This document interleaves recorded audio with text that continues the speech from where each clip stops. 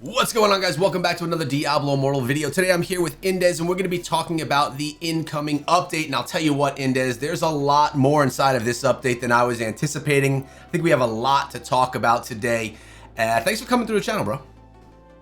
Thank you for having me. It's the first time that I'm here on your Echo Gaming channel. It's a pleasure to be here, and I'm ready to talk about Diablo Immortal. Yeah, for those of you that don't know, Indez is a regular Diablo Immortal creator and streamer. I'll be linking his channel down below. Go check him out, say what's up during the live streams.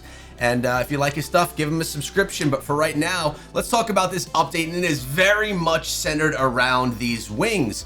And we heard in the previous update, Indez, that there was going to be wings brought over to China, and I was not anticipating any wings here in North America or any other regions, but it turns out we are getting them. But there's a lot more with that as well. This update's dropping on the 26th, which is only a few days from today. Let's start at the top. Let's just go through the patch notes. We have the Gilded goblins galore. We got more goblins coming to the game, man, and they're going to be dropping some stuff from the 26th of February through March 12th. Are you excited for these gobbies? I mean, like, this was definitely one of the most popular events that we had in 2025. People just like if you play Diablo Immortal since 1, 2, and 3, like the treasure goblins is such a big part of the IP. Whenever you see it, you just start chasing him to kill him to get the loot. And these ones are just gonna be like with multiple colors. The one that is like usually the ones people get more excited is whenever you're running the dungeons, and it's the green one because it's gonna drop that set item with rare item. So yeah, extra loot is always a good thing. Yeah, and I think that they do it in a cool way. Like, everyone loves treasure goblins in all Diablo games, so it's a nice little fancy way for them to do it. Now, do you care much about the Goblin King at all? This amazing boss battle that's coming. I mean, like, you know, it's just different. Like, for a season, like maybe like a 2 weeks or something that these event comes, it is nice. It is just like something a bit fresh. If the boss is hard, not really, but I mean, I killed it way before even playing Diablo Immortal in Diablo 4. It is pretty much the same fight, but yeah, I think he's a badass though. Yeah, no, I agree. It's a nice little touch. All right, we got this Carmine coin coming on. This is, what was it? Was this just a login event? Yeah, is that what all it is? Yeah, just skip. Bro, I thought it was they saying it's a peek into the new update. They're just getting us, they're fishing us in right there, huh? Yeah. Okay, login event, moving forward. Oh, we have the Harbinger of Darkness. So this right here, if you're a World of Warcraft player and you play that game, it seems that you can get yourself a familiar, which is basically a pet inside of Diablo Immortal. You didn't realize that? No, I just thought that it was a quest, like a new quest to unlock the new cosmetic wings. That's what I thought. But it actually makes sense. Silver Moon is a city from World of Warcraft. Right. Well, that's what made me think that. I'm like, Silver Moon City, that's not in Diablo Immortal. So it's just like the portal event that's in the game now. Like, you do a certain thing, you get the portal. Now you can get a pet as well. I don't play it, so I'm not gonna be able to get it. But I'm sure there's some crossover. But I feel like it's kind of smart what they are trying to do. Obviously, they are trying to push more players from the other IPs. You have Overwatch, StarCraft, World of Warcraft, which is huge. And if they try to bring into Diablo Immortal, which is a mobile MMO ARPG, I think you can actually be very surprised. Like, obviously, there is the pay-to-win side for mobile games, but some players, you know, they are used to it. Other players, they don't like it. But I think, like, personally, I am a World of Warcraft player. I played it from Classic to until, like, Wrath of the Lich King. And with that in mind, I really enjoyed this version of the Diablo. Yeah, no, I think so too. And I think crossover is smart for Blizzard. There's no WoW mobile. There's no Overwatch mobile. There's no StarCraft mobile. So maybe those guys will want a game. Smart. Maybe even if they get a trickle amount of players, they're getting some players in and it costs them nothing, really.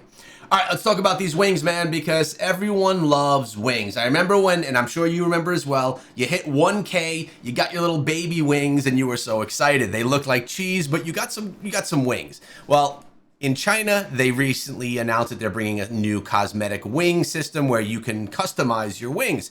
It looks like we're getting that here as well, which is awesome. But it doesn't come without a price. And as you can see right here, once you reach 1K res, you're going to have the ability to visit your Yura in Westmarch to claim your first pair of customizable wings.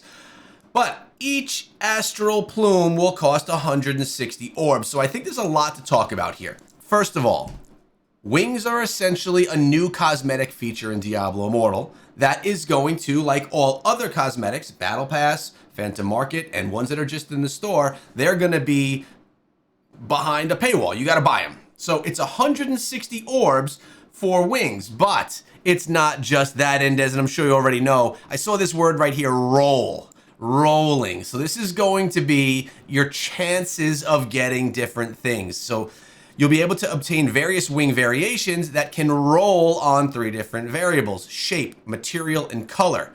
So, and then you could lock in your rolls. Let's talk about wings a little bit. You're a free-to-play player. You have a very free-to-play community, which tells me if you're free-to-play, man, you're not getting these wings. Unfortunately, unless Blizzard is kind enough to send me a few rolls, probably I'm not gonna get it. However, like they definitely are doing this because, like, for example, there's a popular game around there which is Where the Winds Meet. Yeah. That it was like one of the first games that is starting to popularize like this new gacha type of system because. Until now, everything is attached to pay to win. The gacha systems you get, or the legendary gems, or you get your heroes, or something like that. But this, it is a way that also the game can monetize in a gacha way, but with cosmetics. It's pretty much how it is right now. Blizzard or NetEase in this case, they saw that and said, "Oh, it'll be cool if we could actually bring this into Diablo Immortal." Also, there is another game, MO Origins, that also has like these big wings. They can get like really expensive, but you know, from the other side of the other community, the whale community, one thing is for sure, like they are always looking for ways to distinguish themselves from the rest of the players. That's why first they go, you know, with big wings in size, but now if they have the capability to even customize it in a different way to look like different from anyone else, that's something that usually certain players are willing to pay that custom price.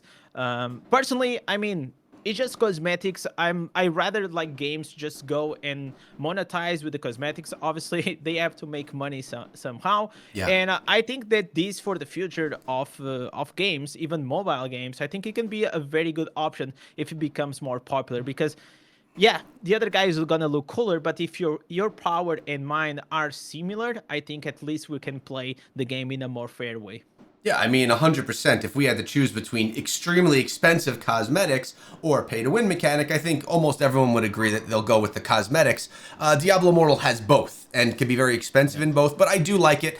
I mean, I'll get myself a pair of wings. I'll mess around with it because I'm not free to play on my account. But I mean, it says you could store 18 wings with different styles and they could have all different. So I'm assuming there could be a lot of rolling going on here and people could spend a lot of money on these wings, which is cool. You can have multiple shapes, multiple materials, can look metallic, can look like feathers, there are like so many types. And whenever I first saw, because this is already in China. So whenever I first saw it, first of all, I knew there was going to be a success because they love like these kind of things. The only thing that I see is like the game, it is like is a Diablo game. Diablo is known by its darkness and like this dark fantasy and all of these things.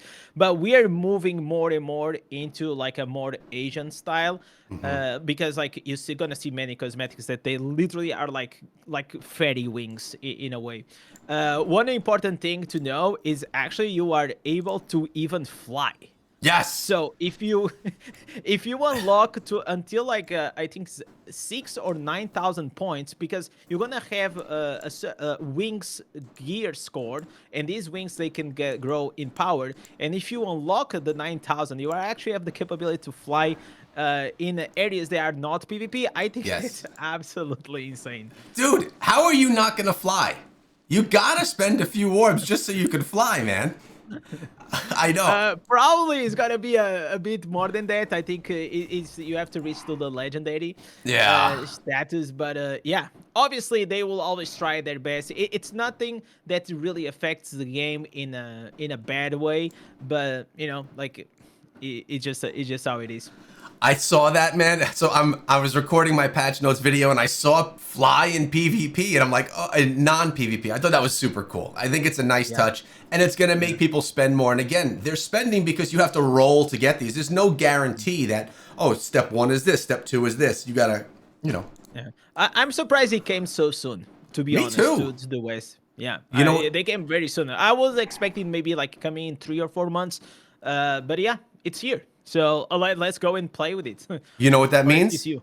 It means that they made a shit ton of money on it in China, and they say, Oh, let's I'm not so wait. good. Let's bring As it over. soon as I saw, I knew it for sure. This is gonna come regardless. Yeah. Anything that is a new way for them to make a bit extra money, especially like when I saw like if you played many mobile games right over your career, Of course. and I always feel like there is always this trend. There's the big boom at the start, then obviously half of the player base like plays for a month and then leaves, and then you have a very core audience that will stay with the game for many years. And well, the games they tend to decrease, but the pay to win tends to increase over time to pretty much compensate to still maintain the game. That's how I feel. So I Yeah. think we'll have more and more ways for them to get more money out of the existing player base. But I also feel like they have to take in consideration that they also have to grow the player base so they can proceed in growing this game.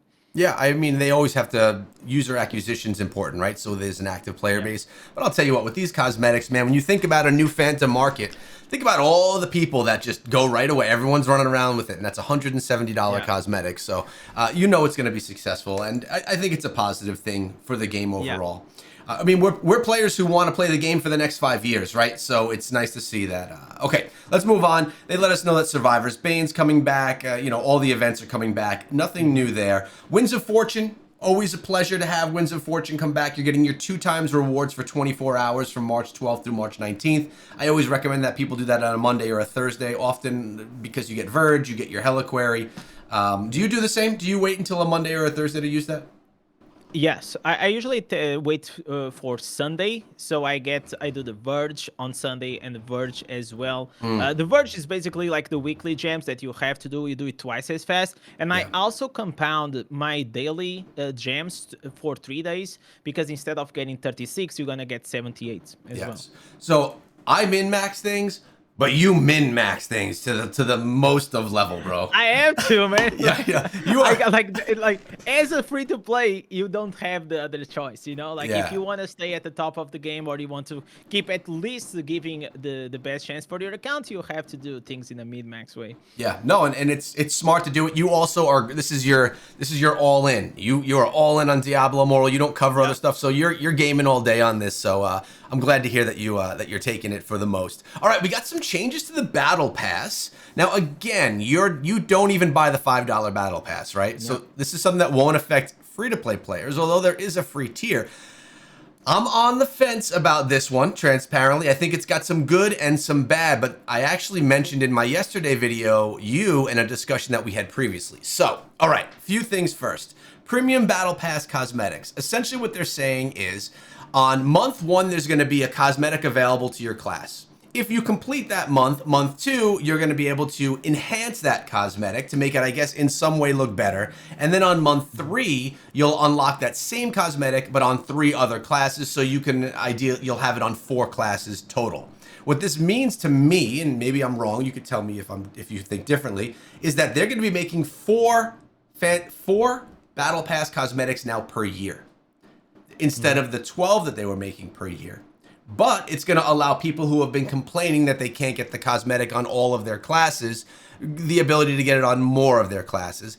And maybe some of the cosmetics will suck less because of this enhancement feature. Maybe it's going to bring that, what is it called, the bling, or how you could buy enhancements for some of the Phantom Market ones. Yeah, the tempering. Tempering. Yeah. Maybe it's going to have a tempering mechanic. I don't know. So we spoke about this in the past, Indez, and the topic was, all these new classes are coming to Diablo Immortal. We have 9. We have a 10th one coming with the Warlock in June. How are they going to keep up with not only the essences, but also all the cosmetics and all of that for it? This, to me, seems, one, like an answer to something the community wanted regarding being able to get cosmetics on more than just that one class. So it kind of answers that. And 2, it takes a bit of workload off of Blizzard because they don't have to make a new cosmetic every month. That could be their Phantom Market, but they have to make a new cosmetic every 3 months, and that's just a lot less workload. So a lot to unpack here, in my opinion. This is one of the bigger topics here. Let's start with, what do you think of the change overall? Do you think it's a positive overall change, or do you think it's a negative one? I think that there are two sides of the coin. The Yes. positive side is that maybe we're gonna have higher quality skins coming, and one of the biggest pieces of feedback that the community was giving to Blizzard was like, hey, obviously you guys are bringing all these cosmetics almost every month, the battle pass, and they are all like below mid, right? And nobody was happy with them. Everybody was complaining. Obviously, it is depends on your taste. Some people like it, some people don't like it. But in general, I'll say that we can see the decline on the quality of the battle passes like going down, while the Phantom cosmetic is going up. Obviously, there's the strategy behind it. Yeah, Yes. so you should see that cosmetic. It is, I will say that is, I mean, this is a $5 cosmetic at the end of the day, right? So, Yes. like, what can you actually ask for it? But regardless, Indes, I want to say no, one thing about this cosmetic. First of all, I think it does. I don't like it, but is this the first one where you can actually change the face? I know that Phantom Markets have had that, but I think this may be the first one on the Battle Pass that allows you to change I the. can't tell you, man. I don't know. You don't know. I think it is, which I thought was cool. They took a mechanic of removing a helmet and changing how the face looks. The problem is, I think it looks bad no matter which way you look at it. But okay, I'm sorry to cut you off. I just want to bring that up. No worries. So that's one of the bright sides, and the other side is like, okay, they are trying to obviously keep you on the loop, right? Because if you're gonna buy the first battle pass, you get the cosmetics, and if you buy the next two, you're gonna have like the enhanced version of it, right? So it obviously they are trying to make here in they are trying to be smart to keep you in the loops for you to keep like buying the battle pass. As long as you at the end of the day after the 3 months probably gonna have a cosmetic that you are satisfied, most players probably they're gonna be happy with it, because regardless, most of them they will probably buy it either way. So if at the end of the day the result is going to be better, I think it is a positive thing. Also, one of the things that they also are bringing is the possibility that you can also buy legacy battle pass cosmetics, which Yes. that's going to be huge.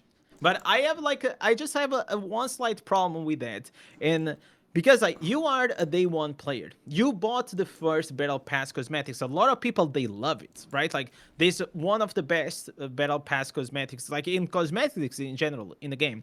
So I kind of want to ask you, if a new player comes in and now has the ability to buy the battle pass and can buy the day one battle pass cosmetics, and now you just lose that exclusivity, because Yeah. it is a rare piece, like not everyone has it, not everybody it is a day one player. So if you go around the city, like you show me like one of your battle passes, I think on the Druid, and I was like, wow, that's such a crazy battle pass. And he said, yeah, this is like Yes. from like the first ones, and I was so impressed. So how does it make you feel like a player can just start to play the game and can have access to a cosmetic, that probably you just, are excited for?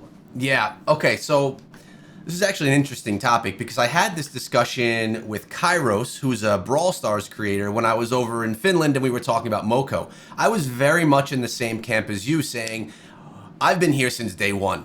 I should be able to have exclusivity with some of these cosmetics that I have because I'm a day one player, and it kind of shows that I've been around here for a long time. And I do agree that sometimes I'll throw on one of my older cosmetics and the thing is just awesome because no one else really has it. And if they do, they're not really wearing it anymore.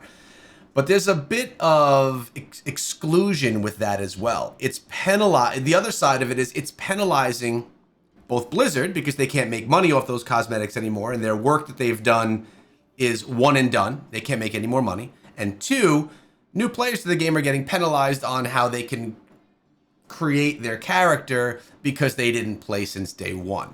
Maybe they weren't old enough. They were still too young to play. And so Kairos very much felt that older cosmetics should be able to come back and it shouldn't be an issue. I was on the page that you're talking about right now saying I was an OG. I don't want anyone else to get this thing because it, as a player, it's a badge of honor for having played for 3.5 years. But in listening to what Kairos had to say, I kind of went more towards that direction and was like, okay, maybe I don't need to be a day one elitist cosmetic hoarder and, share the wealth a little bit so that one, the game could be supported monetarily because people are able to get it if they want it. And two, just because it's nice for the players to never to be able to get a certain cosmetic. And in many other games, Brawl Stars specifically, a lot of the cosmetics that I have, and the game's freaking 10 years old, you could still buy them today. And I don't, when I play that game, which isn't often anymore, but I don't feel like, you could still get that. I wanted it to be exclusive. So I love the idea of exclusivity, but I don't mind anymore if it wasn't. I think I understand like both points, right? I just feel like for the sense of like creating that limited time, because for example, recently, a topic aside, but like in the same topic, it is like we also had limited time legendary gems, like the 2 stars that they added to the game. So people made the purchase with that in mind. Okay, I'm buying these because these will never come into the game, and then 1 year later this limited gem came into the game, and people were able to buy again. Some people got pissed because they're saying, hey, you said it before that this was going to be limited time, and now we're bringing it again. So in one side, I understand like the perspective of like being for everyone, but then whenever like a company starts saying that this is limited time, like you, and then later on keeps bringing to pretty much resell, it makes you think twice that, okay, maybe like this FOMO is just artificial, and I really don't have to buy it, because maybe in 1 or 2 years they'll maybe. I don't think it's going to be free for everyone. Who knows? Well, I completely agree, but that's a Blizzard thing. That's them. They can't be saying, if they plan on bringing things back, they can't say that this is a limited time, get it now or never get it, because the FOMO kicks in. You're like, I need that on my account. Even if it's a cosmetic for the collectors, right? Oh, I need that on my account right now, so I'm going to buy it because I need it. And what about people that play multiple classes that want cosmetics from a battle pass on multiple classes? Some of them will buy multiple battle passes. So yeah, that's a problem that Blizzard needs to work out on their side, because they just can't make the statement that this is only once and it's never coming back. Here are 2 examples though of 2 of my favorite cosmetics. I don't have in the Crusader, but I have them on the Barb. This Plague Reaper, dude. One of the best. I have it on my Necro and on my Barbarian. One of the best cosmetics. This was a $5 Phantom Market cosmetic. And then this one, the Butcher. Dude, another sick one that came through. $5 Battle Pass cosmetic that were just absolutely insane. So I would go and buy this or unlock this or choose this on my Crusader, which is my second favorite class in the game. I would get both of these because they're a cosmetic that I missed out on. I only got it on really 1 or 2 classes, and I'd like it back. So I'm okay with the bringing this stuff back at the end of the day. And I think a lot of players would probably appreciate that kind of stuff as well. But you're going to have people that also say, I unlocked it, I want it. But yeah, so a lot going on there. And another part is, you're now, instead of being able to choose from your 2-star gem chest and your Telluric Pearls that you can get, I always choose the Telluric Pearls, you also now are going to have the choice of a new 2-star gem that's exclusive to the Battle Pass, and is it going to be on the free tier, actually, this new gem? Yes. It is going to be on the free. It says like at the end. Okay. You can get 1 copy at least. Oof, okay. So 1 for free. I wonder if you're going to be able to craft them. Probably not, because you can't craft any of the others that are from the Battle Pass. Okay, but you're going to have to choose. I'll tell you what, for me, and I'm a guy that wears all 5-star gems, whether I should or I shouldn't, that's to be determined. But I'm not going back to those stinking 2 stars. I'm dedicated now. I'm dedicated, yeah. So for me, I'm going to still get the Telluric Pearls. I still think there's a ton of value. Although this gem does sound pretty good, man. What were your thoughts on it? I know you're the guy that breaks stuff down and like you're a build maker. What do you like about this new gem? Or so don't you like? What I like about this gem, it is right now into the game there's only 2 limited battle pass gems. One, it is the Fervent's Fang, increases your damage, and the other one is a Grim Rhythm, which increases your attack speed. And now we are like pretty much almost 3-4 years into Diablo Immortal. So most players have been playing for a long time and they get the battle pass. They already build both of these to rank 10. Yeah. So now they are bringing the 3rd one, which it's something that is very interesting. It's going to increase your damage.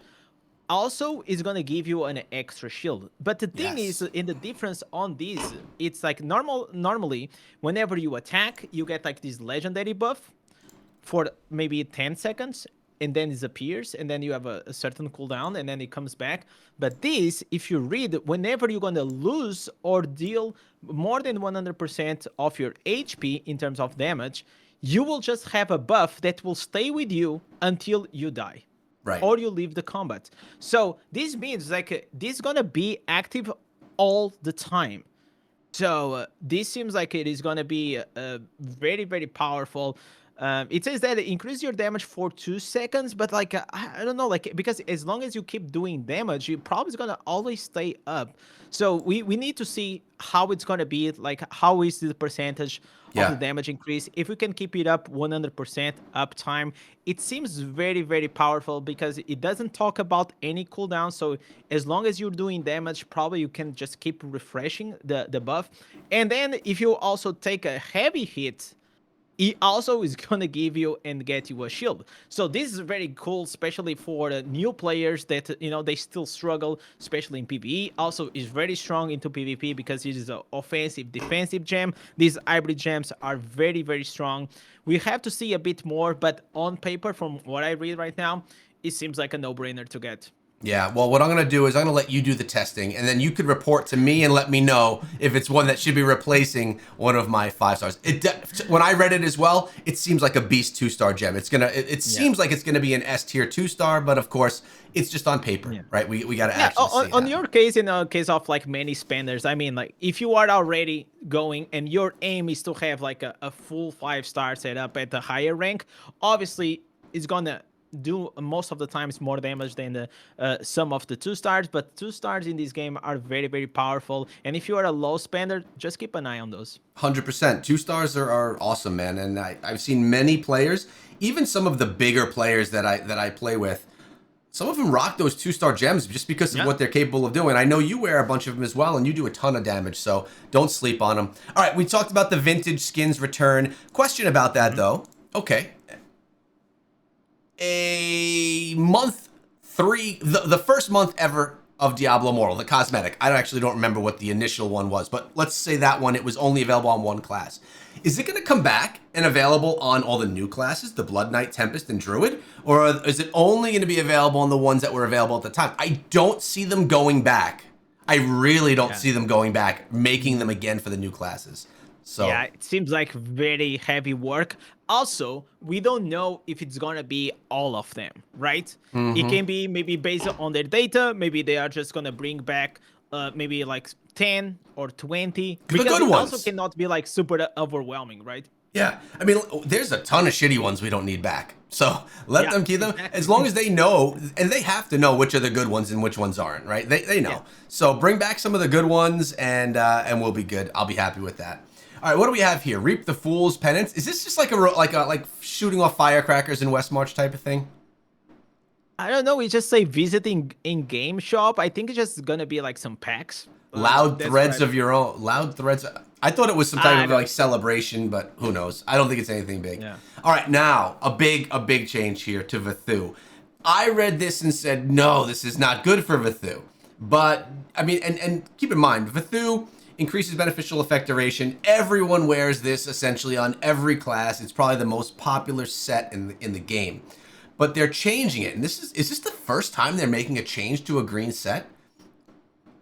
It's not the first time. They changed, for example, the new Restitution of Blood, the new set item. They nerfed it. Yeah. And but this is a very meaningful change because this is gonna change because everybody uses at least 2 pieces of these. And this is something that's been in the game since day 1, and they're changing it 3.5 years later. It's not like Restitution and Blood. It came out, they realized it's a little strong, so they nerf it right away. This is going to change people's. I'm going to let you talk on this a little bit because for me, I know that it makes me be able to use my skills more quickly. For you, you probably have a deeper plan on how you utilize this and how this is going to impact.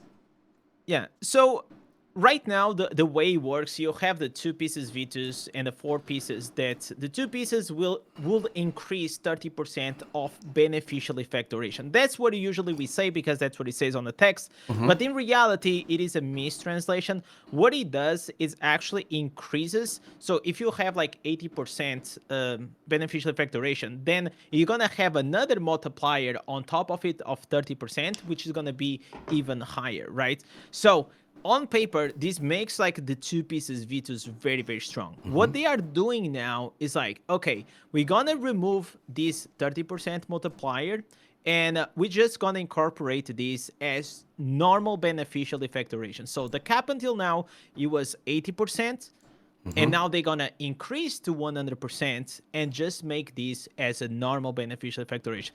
I feel like this is gonna be a slight nerf on the duration of our buffs. Right now, we are used to, have all of our buffs at 100% and just run with it. I think it's gonna be a slight nerf.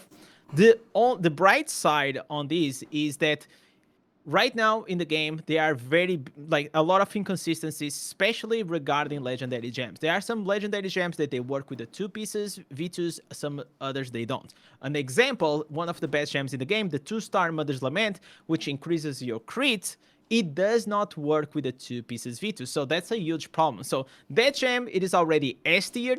After this change, it's gonna have 30% increase on this duration.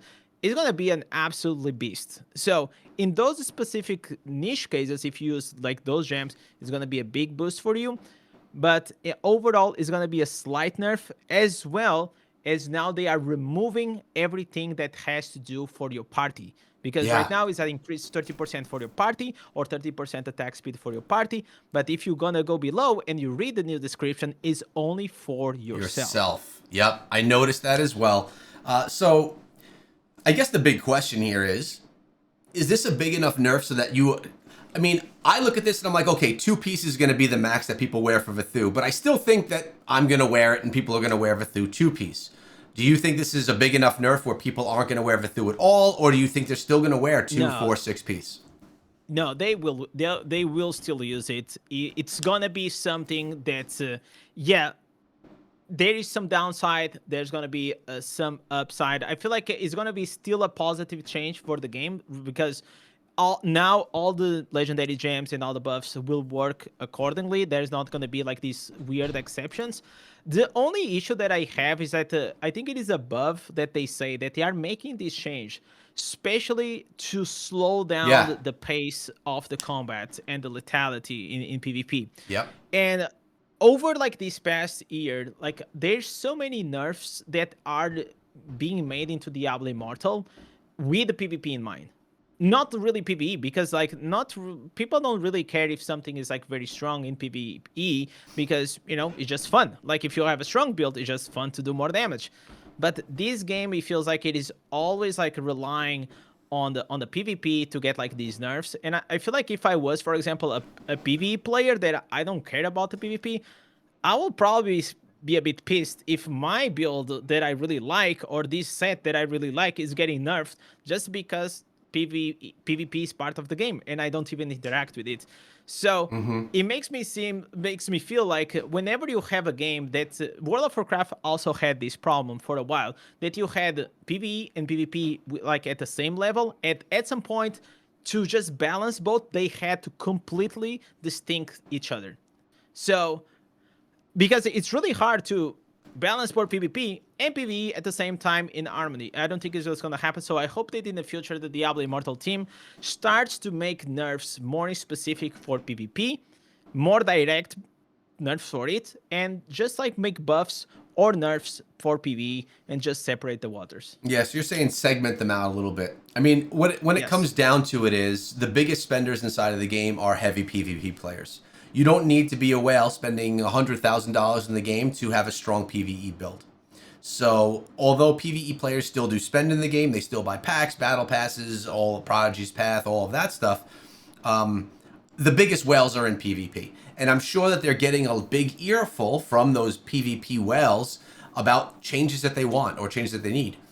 Although with this, I don't know that this was like a community idea. I think this may be something that's coming right from Blizzard. No, definitely PvP is getting really fast paced, and it's something that I've been criticizing as well, because you are playing more and more PvP like you're farming mobs in dungeons. It's all about just having AoE abilities, being really fast, dashes, and like you just go into the middle and you kill everything.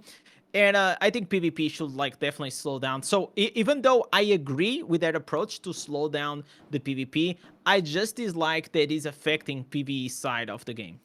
You got to think, and as I wonder if the slowdown for PvP is to bring it a little bit more. If you slow it down, you have more complex battles, maybe a little bit more skill involved in those battles, and maybe that ties into war games and how they're trying to pull this down a competitive avenue. Casting, I think it's esports. definitely more fun whenever you feel in PvP that you are skilled enough to outplay the other opponents. Yeah. There's really no skill to just like run it over like with a AoE build and then you just kill like 3 guys. I don't know. Yeah. Maybe for some people it is fun. I think for PvP players that are really hardcore players, they like more the skillful gameplay. Yeah. So you feel like, okay, if I invest time in PvP, I get better and I'm able to outplay. So I'm the guy that I'm a Crusader now. I'm so happy. I'll run in and I'll run it over. I don't need any skill, man. I want to be able to go in and pop a few skills and get a few kills. And that's me. But if I'm thinking about myself as casting an esports event, it's much more exciting for me to say, Indez is going in, this is happening, the battle's on, all this fight, versus Indez running in, he hits his skills and he dies. So I'm wondering if this could be an avenue towards this competitive scene that we're looking for. So it's a little bit exciting. We'll see how war games and PvP goes in the future as far as competitive goes. Let's move on to the next. Bless Hunter and Bless of Legends permanence.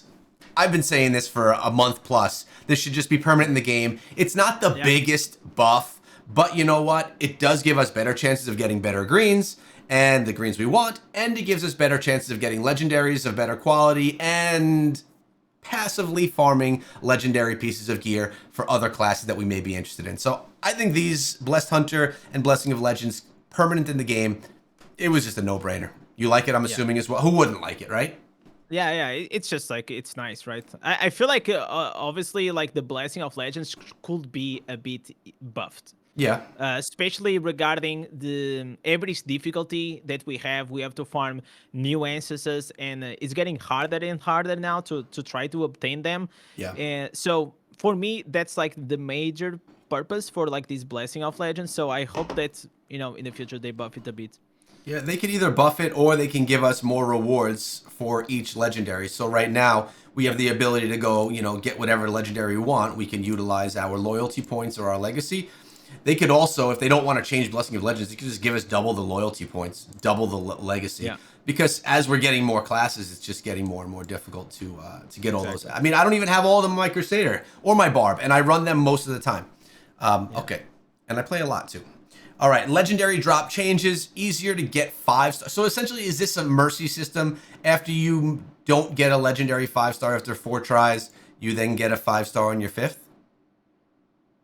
Yeah, I think it's just like a way that you will be able to target like certain 5 stars. Okay. I think that's how it is. So another easier way. Yeah, it's another PT system on top of the PT system for the drops. Double pity, which is good because you got to get those gems up, and it's almost impossible to do as a free-to-play. It is impossible to do as a free-to-play. Okay, normal selling gems, trying to remove the bots from the market. Now you have to be Inferno 8 to get there. A little bit more difficult, but the bot counts are just just the cat and the mouse situation. Yep, they're going to keep increasing that. Convoy and Battleground times are changing. Does this affect you? I know that you're live a lot and you're doing a lot of Battlegrounds. It doesn't affect you at all? No. I think some of the big PvPers, there was an issue with the last time changes with everything, and it impacted in some negative way. It didn't impact me, but and I think they made these changes to make it a little bit easier for some of the complaints that came through. Yeah. All right, Vanguard Season 7. I love Vanguard, man. I used to hate that thing, but now I get the best rewards out of Vanguard. I'm there every Monday and Thursday farming that thing. And let's go. This is going to be actually my first Vanguard season where I'm going to have 2 max charms that I can get rewards for. Are the rewards really good from that? I've never gotten like max rewards. It's like from a Vanguard. triple or a 444. Depends if you're lucky. So 1 piece of gear. Yeah, just one. It's a high quality piece of gear, yeah. I want 10. All right. They changed the queue for Heliquary, basically saying that you can't change the boss that you're fighting during the queue, which is good, I guess. I never queue for Heliquary, but for people that do, which is probably a lot, it would probably suck if you're trying to queue this boss because you need to beat him, and then they switch it, and then you wasted all that queue time. Yeah. So that's positive. And, dude, and then bug fixes, which takes it to the end. What is the highlight of this update for you, Indez? I'll say obviously the wings are gonna be huge. I think a lot of people are gonna get excited to start pulling for those. For me personally, I'm excited to see like that 2-star. Even though I'm gonna take a long time to probably build it, it's still Yeah. like something new. For me, like 2 stars and 1 stars are like most of the times the way to go. And obviously the change of the Vitus, man, like that one, I really have to see. I Yeah. think it's gonna be a slight nerf. I hope it's not gonna be that bad. But I'm also excited that Mother's Lament, Crimson Behelit, in Spiteful Blood, and maybe a few others gems are getting buffed and getting like the I think it's gonna be nice. Yeah, I agree. And I also agree that the wings are the biggest deal. It doesn't impact everyone, but you can interact with the wing system for a very low amount of orbs, right? It's not Yeah, like you it's can look at them in West March. I mean, yeah, you could watch. yeah, it's just there's a guy flying by. Okay, see ya. Indez, stream idea for you, wings fashion show. Bring in all the whales, do a Oh. fashion show on your stream. Yep. I like it. I like it. Please credit me. Let everyone know that my Diablo videos are over here on the channel right then. But I'll put your PayPal below, okay? and I want to see you wearing a pair of fairy wings during that stream as well. Oh, absolutely. Okay. Absolutely. I'll put a donation goal as well. Yes. For those of you that don't know, Indez has a Diablo Immortal channel, and he streams nearly every day and puts out in-depth guides on how to be the best and min-max the game. He's also a coach if you're looking for someone to teach you and min-max your account to make it stronger than you ever thought it could be. He does all of that. So make sure you check out his links in the description below. Indez, thanks for coming through the Immortal podcast, man. It was great to have you. Thank you for having me once again, and nice to meet your audience now here in this channel. I'm sure they all fell in love with you, man. Take care, guys. Hope you enjoyed the video. See you in the next one.